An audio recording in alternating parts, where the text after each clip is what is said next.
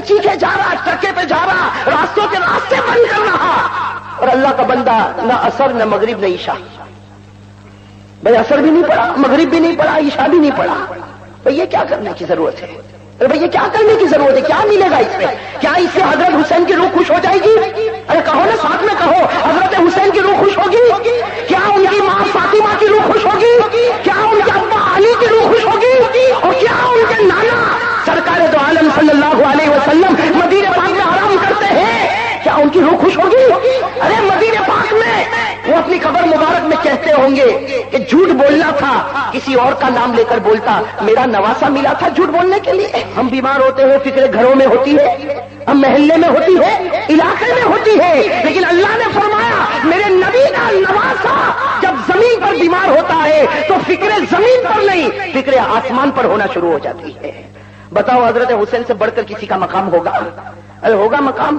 اور ایک بات اور بتا دو میرے دوستو, حضرت حسین رضی اللہ تعالیٰ عنہ کی جب بات آئی ہے تو بات بتا دوں. حضرت حسین رضی اللہ تعالیٰ عنہ کے بارے میں لکھا میرے دوستو, حضرت حسین رضی اللہ تعالیٰ عنہ کے بارے میں لکھا کہ حضرت حسین وہ حسین تھے.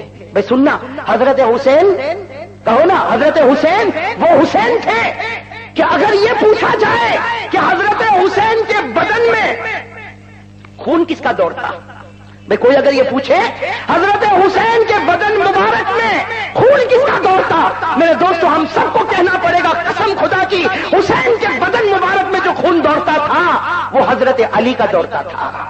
بھئی کن کا دوڑتا تھا؟ شیر خدا حضرت علی. بھئی حضرت علی کی بھی بات میں آپ کو بتاؤں گا انشاءاللہ. پھر دوسرا سوال پوچھو کہ حضرت حسین کے بدن میں جو خوراک آئی, جو غذا آئی, وہ کس کی غذا آئی؟ تو کہنا پڑے گا اس عورت کی غذا آئی جس عورت سے بڑھ کر کوئی عورت نہیں ہو سکتی, یعنی آپ کی ماں حضرت فاطمہ رضی اللہ تعالی عنہا. اور یہ پوچھو کہ حضرت حسین کو تعلیم کس نے دی؟ حضرت حسین رضی اللہ تعالیٰ عنہ کو قرآن کس نے پڑھایا؟ حضرت حسین کو حدیث کس نے پڑھائی؟ حضرت حسین کی ترقی کی کون فکر کرتا؟ تو کہنا پڑے گا اس ذات نے فکر کی جس ذات سے بڑھ کر کوئی ذات نہیں, یعنی ہمارے آقا محمد الرسول اللہ صلی اللہ علیہ وسلم. تو جس کی تربیت نبی کرے, جس کے بدن میں خون علی کا ہوئے اور جس کے بدن میں خوراک فاطمہ کی ہوئے, بتاؤ اس بچے سے بڑھ کر کوئی بچہ ہوگا؟ اسی لیے میرے دوستو آپ نے دیکھا ہوگا جمعہ میں جب ایک امام صاحب خطبہ دیتے ہیں تو خطبے میں کیا فرماتے؟ خطبے میں فرماتے سیدہ شباب اہل الجنہ الحسن والحسین رضی اللہ تعالی عنہما. ہمارے نبی نے فرمایا جنت میں جب تمام جمع ہو جائیں گے تو سارے جنت والوں کے سردار دو ہوں گے. کون؟ حضرت حسن اور حضرت حسین. بتاؤ جنت کا سرٹیفکیٹ مل گیا کہ نہیں مل گیا؟ زور سے کرو نا, اور زور سے, اور زور سے. اب نتیجے پر آ جاؤ. وہ بچہ جنت میں جائے جو حضرت حسین کے دل کو, اس کا اپوزٹ کیا ہوگا؟ وہ آدمی جہنم میں جائے جو حضرت حسین کے دل کو. اب یہ فیصلہ کرو ہم خوش کر رہے کہ ناراض کر رہے ہیں؟ بھائی ہر آدمی اپنے اعتبار سے فیصلہ کرے نا, میں نہیں کہتا. وہ بچہ جنت میں جائے جو حضرت حسین کے دل کو خوش کرے تو اس کا اپوزٹ یہی ہوگا کہ وہ مسلمان, نام کا مسلمان ہے, جہنم میں جائے گا جو حضرت حسین کے دل کو ناراض کرے گا. ہر آدمی کا دل اپنے پاس ہے, اپنے دل کو ٹٹولے اور پوچھے کہ حضرت حسین سے محبت ہے یا صرف دکھلاوا ہے. بھائی حضرت حسین سے حقیقت میں محبت ہے یا؟ اور میرے دوستو ہمارے نبی صلی اللہ علیہ وسلم نے فرمایا, بھائی سننا ہمارے نبی کیا فرماتے؟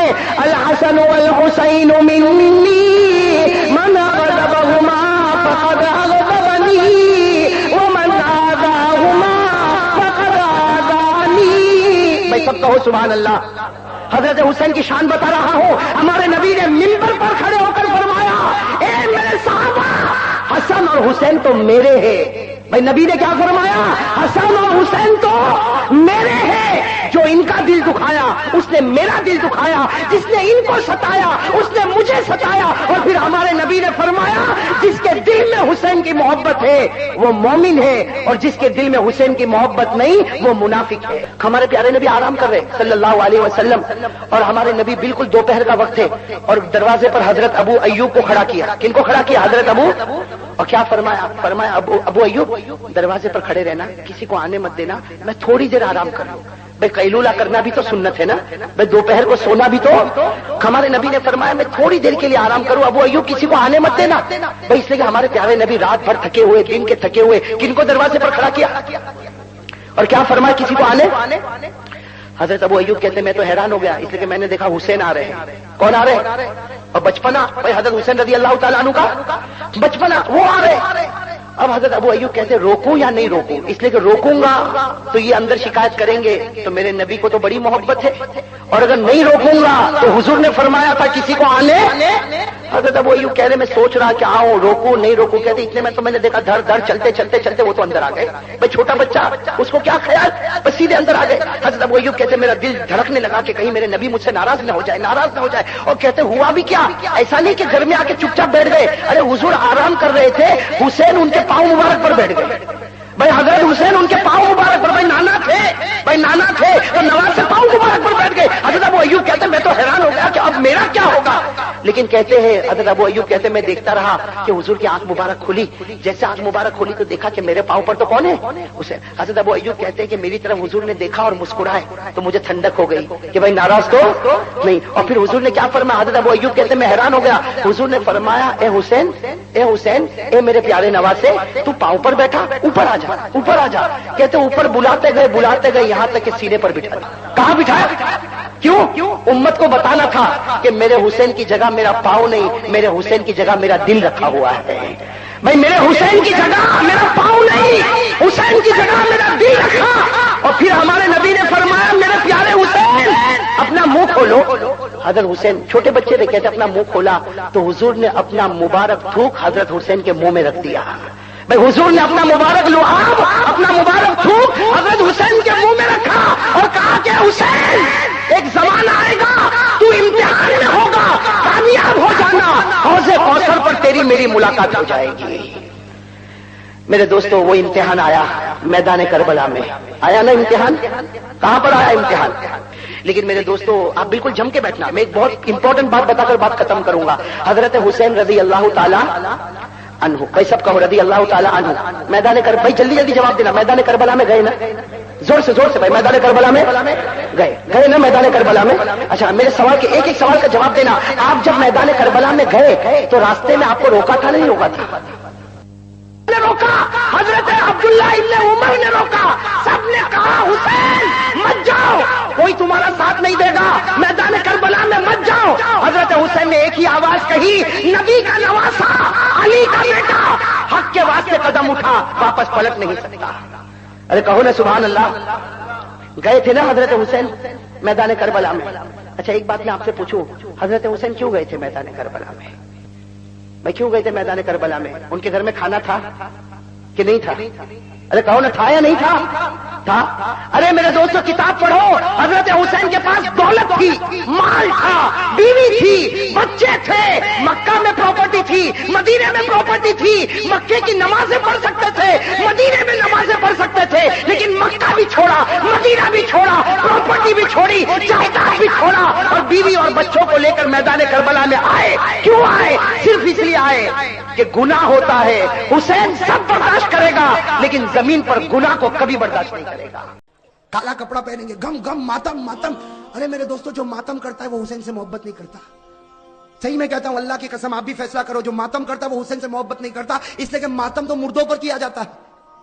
ارے ماتم مردوں پر کیا جاتا ہے، تعزیہ مردوں پر نکالا جاتا ہے.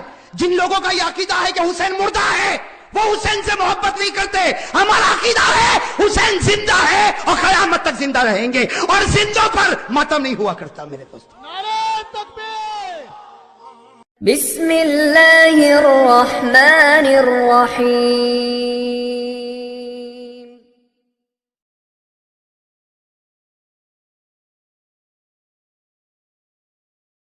میرے پیارے دوستو یہ محرم کا جو مہینہ ہے، سب کہہ دو بہت مبارک مہینہ ہے.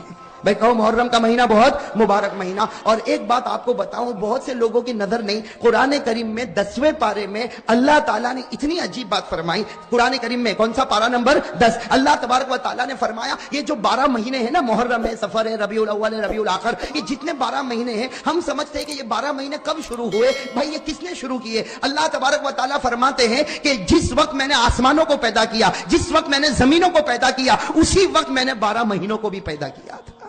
یہ اللہ تبارک و تعالیٰ فرماتے پارہ نمبر 10 میں کہ جس وقت میں نے 7 آسمانوں کو پیدا کیا, جس وقت میں نے 7 زمینوں کو پیدا کیا, اسی وقت میں نے یہ 12 مہینے بھی طے کیے. اور اللہ فرماتے اسی وقت میں نے محرم کو عزت والا مہینہ بنا دیا تھا. اس سے لوگ اگر یہ کہے کہ محرم کا مہینہ عزت والا بنا حضرت آدم کی وجہ سے, نہ. اگر محرم کا مہینہ مکرم بنا حضرت حسین کی وجہ سے, نہ. اگر محرم کا مہینہ قابل احترام ہوا حضرت علی کی وجہ سے, نہ. اللہ فرماتے 10ویں پارے میں جب میں نے آسمانوں کو پیدا کیا, جب زمینوں کو پیدا کیا, اللہ فرماتے میری عزت کی قسم اسی وقت میں نے 12 مہینوں کو تقسیم کیا اور اسی وقت میں نے محرم کے مہینے کو عزت والا مہینہ بنا دیا تھا. کون سے پارے میں؟ میں آپ کو آیت کریمہ پڑھ کر بتاتا ہوں تاکہ علماء کرام تو جانتے ہی ہیں ماشاءاللہ, آپ لوگ کو بھی پتا چلے کہ اللہ تبارک و تعالیٰ نے محرم کا مہینہ کب محترم بنایا. اللہ تعالیٰ محرم کے مہینے کی قدر کرنے کی توفیق عطا فرمائے. اللہ تبارک و تعالیٰ نے فرمایا پارہ نمبر 10, اگر آپ کو یاد ہو میرے ساتھ میں پڑھو, کتنے پیارے انداز میں اللہ فرماتے ان عدت الشہور عند اللہ 12 شہرا. اللہ فرماتے میں نے 12 مہینے طے کیے. کہو اللہ فرماتے میں نے کتنے مہینے؟ فی کتاب اللہ. اللہ فرماتے یہ 12 مہینے میں نے اپنی کتاب میں طے کیے. یوم خلق السماوات والارض. اللہ رب العالمین فرماتے جس وقت میں نے آسمانوں کو پیدا فرمایا, جس وقت میں نے زمینوں کو پیدا کیا, اسی وقت میں نے 12 مہینے پیدا کیے. منہا 4 حرم. اللہ فرماتے 12 مہینوں میں 4 مہینوں کو میں نے احترام والا بنایا, اس میں میں نے محرم کو بھی قدر والا بنایا. میرے دوستو محرم کا مہینہ کہو خوشی کا مہینہ, ساتھ میں کہو محرم کا مہینہ خوشی کا مہینہ, عزت والا مہینہ, شرافت والا مہینہ, عظمت والا مہینہ, مناقبت والا مہینہ. اور اللہ جس کو عزت والا بنائے اس مہینے کو کوئی ذلیل نہیں کر سکتا. اب میرے دوستو آ جاؤ کہ محرم کا مہینہ اتنا پیارا ہے تو اللہ نے کہا. اب ہمارے نبی سے پوچھو آپ کیا فرماتے محرم کے بارے میں. ہمارے آقا محمد رسول اللہ صلی اللہ علیہ وسلم سے پوچھو کہ محرم کے بارے میں آپ کیا فرماتے. روایت سننا ہمارے نبی نے کیا فرمایا. عن عثمان بن عفان رضی اللہ تعالی عنہ قال قال رسول اللہ صلی اللہ ساتھ میں قال رسول اللہ صلی اللہ علیہ وسلم اکرموا الشہر المحرم من اکرم المحرم اکرمہ اللہ بالجنہ ونجاہ من النار. ہمارے آقا محمد رسول اللہ صلی اللہ علیہ وسلم نے فرمایا اے میرے صحابہ محرم کے مہینے کی عزت کرو. جو محرم کے مہینے کی قدر کرے گا اللہ اس کو جنت نصیب کرے گا, اللہ اس کو جہنم سے آزاد کرے گا. میرے پیارے دوستو محرم کے مہینے کی قدر کون کون تیار ہے محرم مہینے کی قدر کرنے کی؟ سب کریں گے انشاءاللہ. ابھی تو ماشاءاللہ ہاتھ اٹھے لیکن جب میں بتاؤں گا پھر نہیں اٹھیں گے. میں سب محرم مہینے کی قدر کریں گے انشاءاللہ, اور جو قدر کرے گا اللہ اس کو جنت نصیب کرے گا, اللہ اس کو جہنم سے پناہ دے گا. اب میرے دوستو آپ انگلی پر گنتے جاؤ محرم میں پیش آنے والے واقعات بہت ہے میرے دوستو. اگر میں گناتا جاؤں گا 40 کے اوپر واقعات ہے. محرم میں پیش آنے والے واقعات بہت ہے, کچھ آج کچھ باقی 24 جنوری کو انشاءاللہ. ٹھیک ہے نا بھائی, ہم سنتے جائیں کہ محرم میں کون کون سا واقعہ پیش آیا اور اس میں کیا ہوا, اور فیصلہ کریں گے کہ خوشی کا مہینہ ہے یا غم کا مہینہ. اگر غم کا مہینہ ہے, اگر فیصلہ ہو جائے گا غم کا مہینہ تو میں اور آپ مل کے ماتم کریں گے, اور اگر فیصلہ ہو جائے گا کہ خوشی کا مہینہ ہے تو میں اور آپ مل کر خوشی منائیں گے. لیکن محرم کا مہینہ بہت محترم مہینہ, اللہ قدر کرنے کی توفیق عطا فرمائے. میرے دوستو انگلیوں پر گنتے جاؤ. آپ کو معلوم ہوگا ایک اللہ کے نبی حضرت آدم علیہ السلام, میں ذرا جلدی جلدی بتاؤں گا, آپ انگلی پر گنتے جانا. پہلا واقعہ حضرت آدم علیہ السلام جنت میں تھے. کہو بے شک حضرت آدم علیہ السلام کہاں تھے؟ جنت میں تھے. اور آپ کی بیوی اور ہماری ماں حضرت حوا علیہ السلام وہ بھی جنت میں تھی. لیکن میرے دوستو بس اللہ تبارک و تعالیٰ نے کہا تھا آدم جنت میں رہو. اللہ نے حوا کو بھی کہا تھا جنت میں رہو, اور کھاؤ پیو کوئی روک تھام نہیں, اور گھومو پھرو کوئی روکنے والا نہیں, بس ایک درخت کے قریب مت جانا, ایک درخت کے قریب مت جانا. اللہ نے فرمایا وَقُلْنَا يَا آدَمُ اسْكُنْ أَنْتَ وَزَوْجُكَ الْجَنَّةَ وَكُلَا مِنْهَا رَغَدًا حَيْثُ شِئْتُمَا. اللہ نے فرمایا آدم حوا جنت میں رہو, کھاتے بھی رہو, پیتے بھی رہو, گھومتے بھی رہو. وَلَا تَقْرَبَا هَٰذِهِ الشَّجَرَةَ ایک درخت کے قریب نہ جانا، لیکن حضرت آدم بھی درخت کے قریب گئے، حضرت حوا بھی درخت کے قریب گئی۔ اللہ نے جس سے منع کیا وہ دانا کھا لیا۔ اللہ تبارک و تعالیٰ نے حضرت آدم کو زمین پر بھیجا، اللہ تعالیٰ نے حضرت حوا کو زمین پر، یہ واقعہ تو معلوم ہے، حضرت آدم بھی زمین پر، کہو حضرت آدم بھی زمین پر، حضرت حوا بھی زمین پر۔ اللہ نے فرمایا وَلَكُمْ فِي الْأَرْضِ مُسْتَقَرٌّ وَمَتَاعٌ إِلَىٰ حِينٍ۔ اللہ نے فرمایا آدم بھی زمین پر، حوا بھی زمین پر۔ میرے دوستو حضرت آدم سے ایک چوک ہو گئی کہ نہیں ہو گئی؟ کیا چوک ہو گئی؟ منع کیا تھا درخت کے قریب مت جانا، گئے بھی اور دانا کھا بھی، ایک چوک ہو گئی۔ حضرت آدم زمین پر آ کے روئے، ایک چوک ہو گئی۔ ارے میرے پیاروں کہو کتنی چوک ہو گئی؟ ایک چوک ہو گئی۔ لیکن حضرت آدم علیہ السلام کے بارے میں لکھا زمین پہ آ کے اتنا روئے اتنا روئے اتنا روئے۔ ابن قیم رحمۃ اللہ علیہ اپنی کتاب میں لکھتے فبکا آدم 300 سنین، حضرت آدم 300 سال تک روتے رہے۔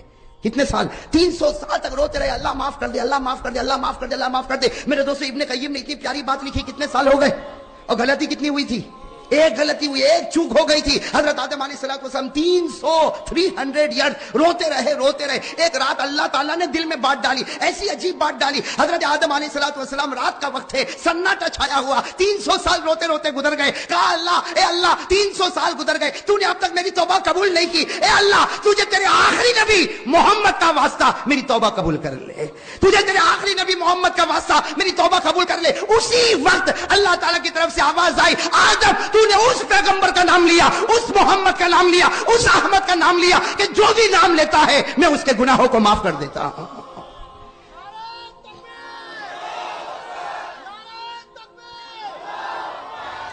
اللہ تبارک و تعالیٰ نے فرمایا آدم تو نے اس پیغمبر کا نام لیا، کون؟ کہہ دو نا محمد ہے۔ اللہ نے فرمایا تم نے اس محمد کا نام لیا، یہ نام کوئی بھی لے لیتا ان کے صدقے میں گناہوں کو معاف کر دیتا۔ اب سننا، اللہ نے فرمایا آدم 300 سال روئے، میرے آخری پیغمبر کا واسطہ دیا، جاؤ میں نے تم کو معاف بھی کر دیا۔ اللہ فرماتے جاؤ میں نے تم کو معاف بھی کر دیا، اور ایک دعا دیتا ہوں، اللہ کہہ رہے ایک دعا دیتا ہوں آدم تم بھی پڑھتے رہنا، آخری نبی کے امتیوں کو کہنا وہ بھی پڑھتے رہے، پڑھتے جائیں گے میں گناہ کو معاف کرتا جاؤں گا۔ اللہ نے ایک دعا دی، کن کو؟ اور کیا کہا تم بھی پڑھنا، اور آنے والا جو آخری نبی اس کے امتیوں کو کہنا وہ بھی پڑھے، اللہ گناہوں کو معاف کرتا جائے گا۔ وہ دعا سیکھنا ہے، قرآن میں ہے، پارہ نمبر 8۔ بھائی وہ قرآن میں ہے، پارہ نمبر، اگر یاد ہو تو میرے ساتھ میں پڑھو، اللہ بھی سب کے گناہوں کو معاف کرے گا۔ اس لیے کہ اللہ کا فیصلہ ہے کہ آدم پڑھے آدم کے گناہ معاف، آخری نبی کے امتی پڑھے ان کے گناہ بھی معاف۔ کون سی دعا؟ ربنا ظلمنا انفسنا وان لم تغفر لنا وترحمنا لنكونن من الخاسرین۔ حضرت آدم علیہ السلام نے دعا مانگی، حضرت حوا نے دعا مانگی، اے اللہ ہم سے گناہ ہو گیا، اگر تو معاف نہ کرے گا، اگر تو رحم نہ کرے گا، ہم سے بڑھ کر کوئی گھاٹا اٹھانے والا نہیں ہوگا۔ میرے احمد آباد کے بھائیوں کان کھول کر سنو، حضرت آدم کی توبہ قبول ہو گئی، حضرت آدم کی توبہ قبول ہو گئی۔ اللہ کو اتنا پیار آیا، اللہ نے فرمایا آدم تو نے آخری نبی کا صدقہ مجھ کو دیا، میں نے تجھ کو دعا دی، میں نے تیری دعا بھی قبول کر لی، تیری توبہ بھی قبول کر لی، اور میں نے تیرے نبی ہونے کا فیصلہ بھی کر لیا۔ اللہ فرماتے آدم میں نے توبہ قبول کی، میں نے نبی ہونے کا فیصلہ کیا۔ میرے دوستو علماء فرماتے یہ محرم کا مہینہ تھا، ساتھ میں کہو حضرت آدم کی توبہ قبول ہوئی کون سے مہینے میں؟ اور حضرت آدم کو نبوت ملی کون سے مہینے میں؟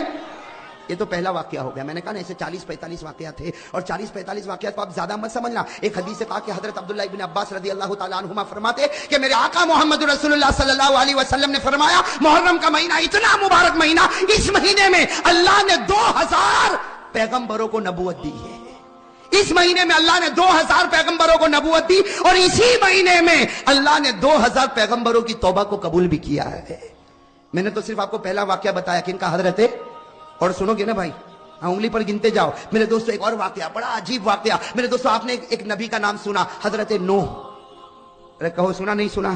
ساتھ میں کہو حضرت نوح علیہ حضرت نوح علیہ السلام۔ اب میرے دوستو اللہ کا ایسا لاڈلا نبی، اللہ کا ایسا راج دلارا نبی جس نے 950 سال دنیا میں دعوت و تبلیغ کا کام کیا۔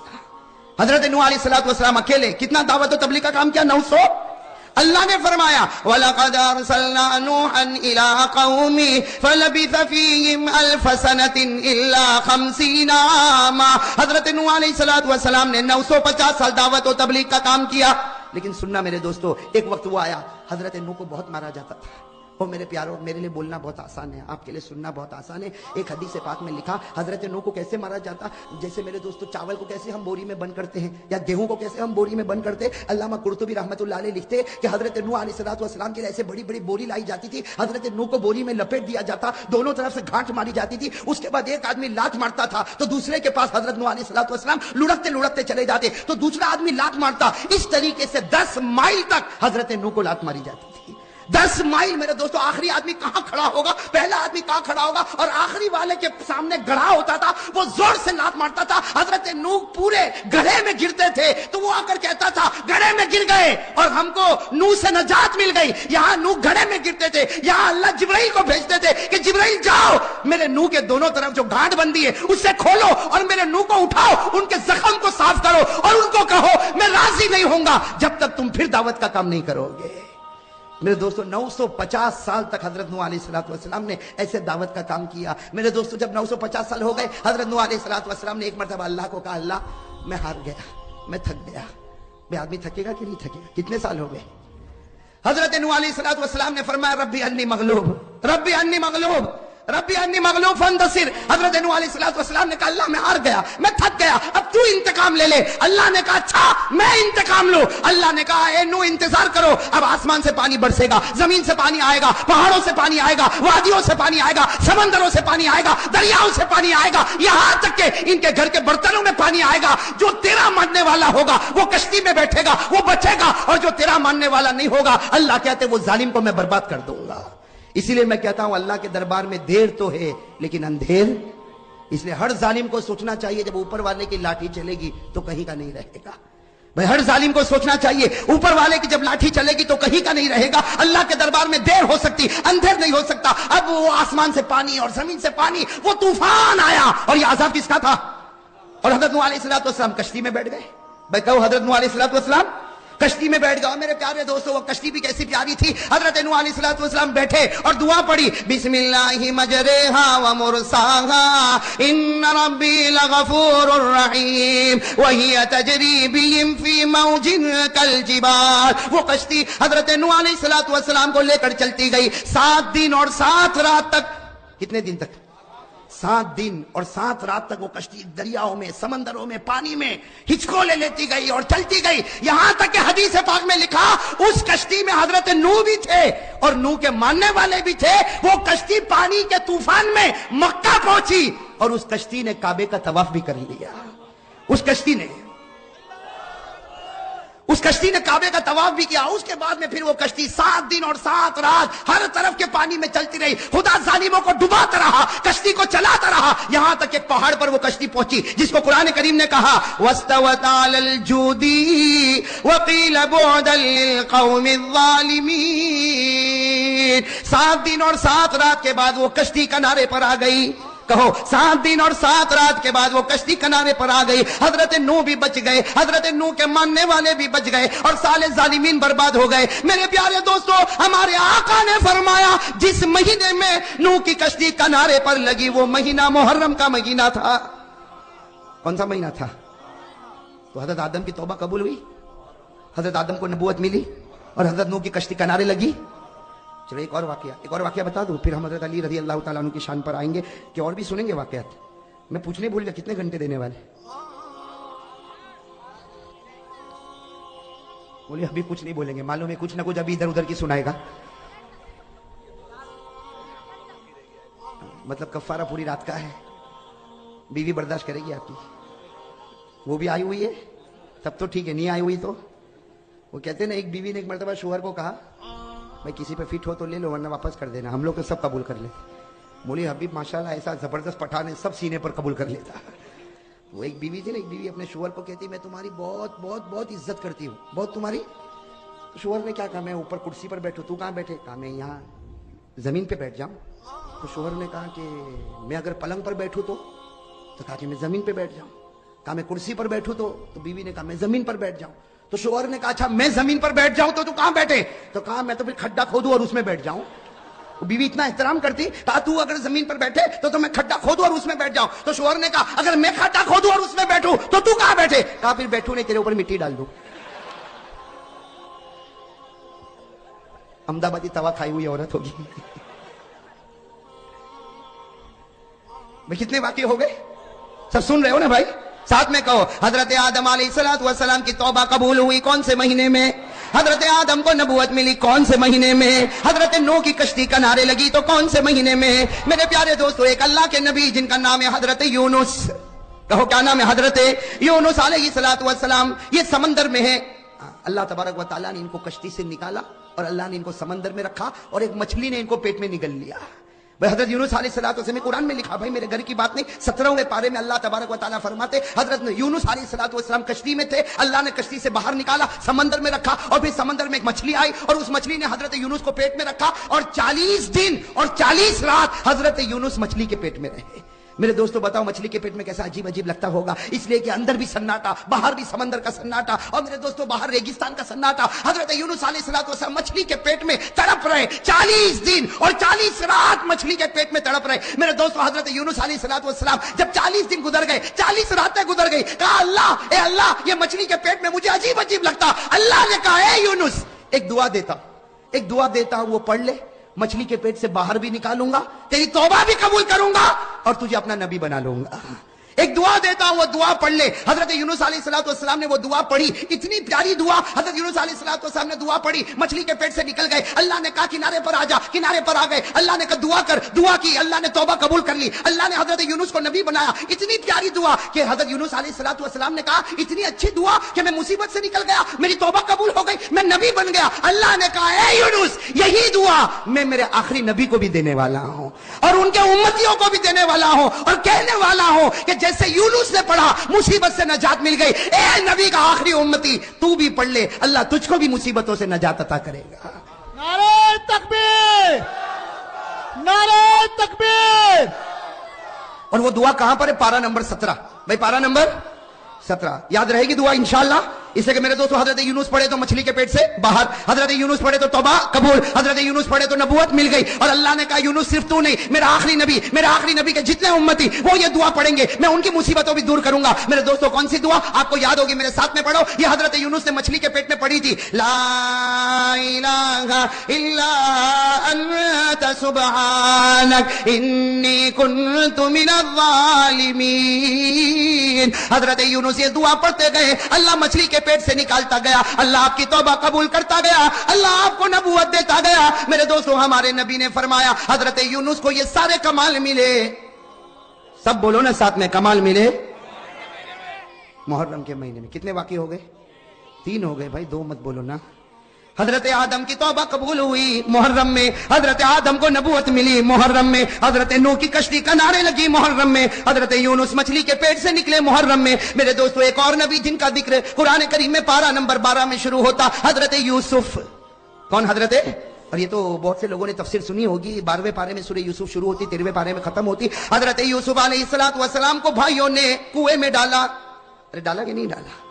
अरे कहो ना, वो तो डाल के चले गए। भाई तो सारे भाई मारे जलन और मारे हसद के हजरत यूसुफ अलैहिस्सलातु वस्सलाम को कुएं में डालकर चले गए और समझे कि कुएं में रहेगा, खत्म हो जाएगा। अल्लाह ने आसमान पर एक अजीब फैसला किया, एक काफिला आता है, वो अपनी डोल कुएं में डालता है तो डोल में पानी नहीं बल्कि डोल में कौन निकलते हैं? हजरत यूसुफ निकलते। वो काफिला वाले कहते क़ाल या बुशरा हाज़ा गुलाम। हजरत यूसुफ कुएं से निकले। मेरे दोस्तों जरा सुनना, हजरत यूसुफ कुएं से निकल गए, उसके बाद मंजिलों की मंजिलें तय करते गए। पूरे सूरह यूसुफ की तफसीर पढ़ते जाओ, अजीब अजीब हालात से गुजरते गए, गुजरते गुजरते आखिर में अल्लाह ने हजरत यूसुफ को मिस्र का बादशाह बना दिया। मेरे प्यारे दोस्तों हमारे नबी ने फरमाया हजरत यूसुफ कुएं से निकले, वो भी मुहर्रम का महीना था, और मिस्र के बादशाह बने, वो भी मुहर्रम का महीना था।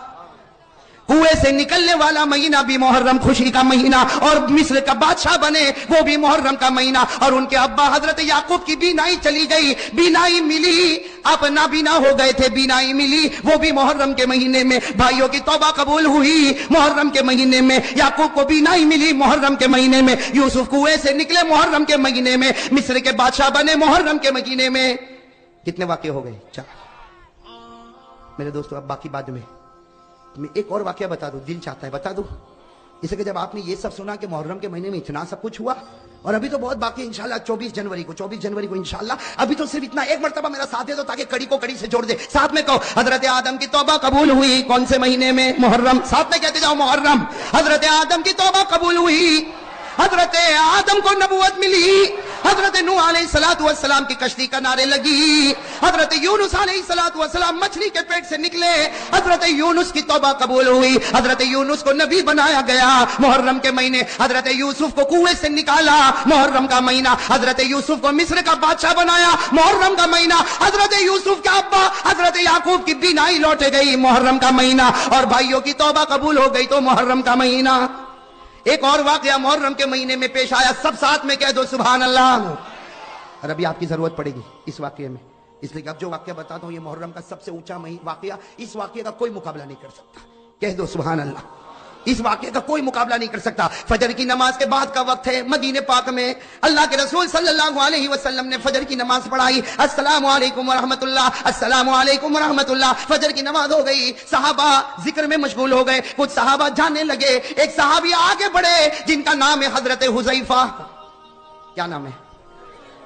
حضرت حذیفہ رضی اللہ تعالیٰ عنہ قریب آئے اور کہا اللہ کے رسول آج تو آپ کے چہرے پر کچھ عجیب نور نظر آتا ہے, کچھ عجیب خوشی نظر آتی ہے, کچھ عجیب چمک اور دمک نظر آتی ہے. حضرت حذیفہ نے فرمایا بی ابی انت و امی یا رسول اللہ ما یضحکک, میرے ماں باپ آپ پر قربان, اے میرے نبی کس چیز نے آپ کو خوش کر دیا, کس چیز نے آپ کے چہرے کے نور کو بڑھا دیا, کس چیز نے آپ کے چہرے میں چمک دمک پیدا کی؟ حضرت حذیفہ فرماتے فجر کے بعد کا وقت تھا. کون سا وقت تھا؟